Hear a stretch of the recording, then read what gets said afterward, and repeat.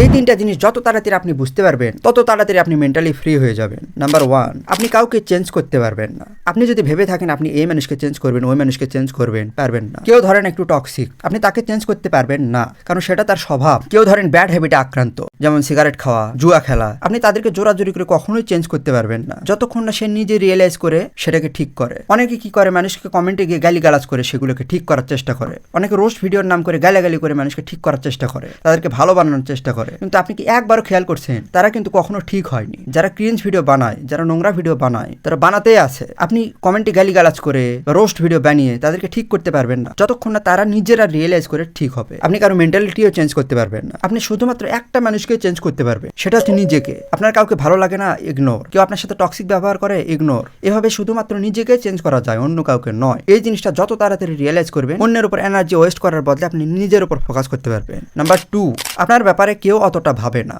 আমরা মনে করি যে আমাদের ব্যাপারে সবসময় সবাই ভাবতে থাকে। এটাকে বলে স্পটলাইট ইফেক্ট, যেখানে মনে হয় যে সবাই শুধু আমাকে নোটিস করতেছে, বাট অ্যাকচুয়ালি কিন্তু এটা সত্য নয়। কেউ আপনাকে নিয়ে অতটা ভাবতেছে না যতটা আপনি ভাবতেছেন নিজেকে নিয়ে, এবং সবাই নিজেকে নিয়ে ব্যস্ত। তাই আপনি কি করতেছেন এটা নিয়ে মানুষের অত ভাবার সময় নেই। যেমন আজ থেকে 3-4 বছর আগে আমি একটু ডিপ্রেশনে ছিলাম, সিরিয়াস ডিপ্রেশন। ওই সময় আমি সবাইকে হেট করতাম। কেন জানেন? কারণ মনে হতো ওরা সবাই আমাকে হেট করে। এরকম ফেস কিন্তু অনেকের জীবনে আসে, যেখানে মনে হয় যে সবাই আমাকে হেট করে। তো আজ যখন আমি নিজে লুক ব্যাক করি পিছনে, তখন আমি বুঝতে পারি ওগুলো ছিল সব আমার মনের ভুল। কেউ আমাকে অতটা নোটিসই করতো না, কিন্তু আমি ওগুলো ভেবে রাখ, অতটা সময় কারো ছিল না। তো এই জিনিসটা যখন আপনি বুঝতে পারবেন, তখন আপনি মেন্টালি ফ্রি হয়ে যাবেন। নাম্বার 3, সবাই তার নিজের পিওভিতে বাঁচে। আপনার পয়েন্ট অফ ভিউ আর অন্য মানুষের পয়েন্ট অফ ভিউ সেম না। একই জিনিস মানুষ দুই ভাবে দেখতে পারে। একই জিনিস পজিটিভ ভাবেও দেখতে পারে, নেগেটিভ ভাবেও দেখতে পারে। আপনার যেটা 6 মনে হচ্ছে সেটা অন্য মানুষের কাছে 9 মনে হতেই পারে। আমরা অনেক সময় আমাদের পছন্দকে সেরা বলে ভেবে রাখি। আমি যদি মেসিকে পছন্দ করি, সবারই মেসিকে পছন্দ করতে হবে। আমি যদি এটাকে ক্রিঞ্জ বলি, তাহলে এটা 100% ক্রিঞ্জ, এরকম আমাদের মনে হয়। কিন্তু আপনি দেখবেন সেই কন্টেন্টটি হাজার হাজার লাখ লাখ মানুষ কিন্তু আরামসে দেখতেছে। আপনার পয়েন্ট অফ ভিউ হয়তো বা একরকম, অন্য মানুষের পয়েন্ট অফ ভিউ হয়তো আরেক রকম। It's completely normal.